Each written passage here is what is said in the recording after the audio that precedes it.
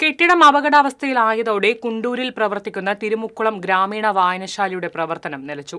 ചോർന്നൊലിച്ച് ജീർണാവസ്ഥയിലായി ഇരുനില കെട്ടിടം അടച്ചിട്ടിട്ട് 1 വർഷം പിന്നിടുന്നു.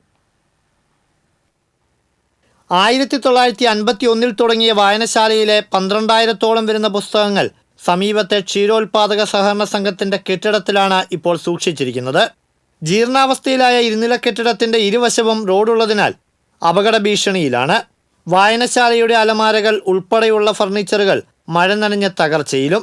1.5 സെന്റ് സ്ഥലം മാത്രമാണ് വായനശാലയ്ക്കുള്ളത്. ഇവിടെയുള്ള കെട്ടിടം പൊളിച്ച് പുതിയത് നിർമ്മിക്കണമെങ്കിൽ ചട്ടപ്രകാരം ഏറെ പ്രതിസന്ധിയുമാണ്.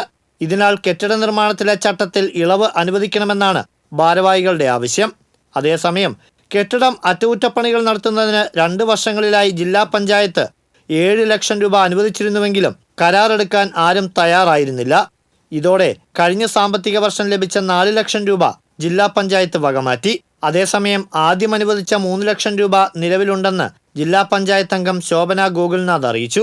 പഴക്കമുള്ള ഈ കെട്ടിടം അറ്റകുറ്റപ്പണികൾ നടത്താൻ ഫണ്ട് നൽകിയാൽ ജനകീയ സമിതി ഏറ്റെടുക്കുമെന്നാണ് സൂചന. TCV മാള.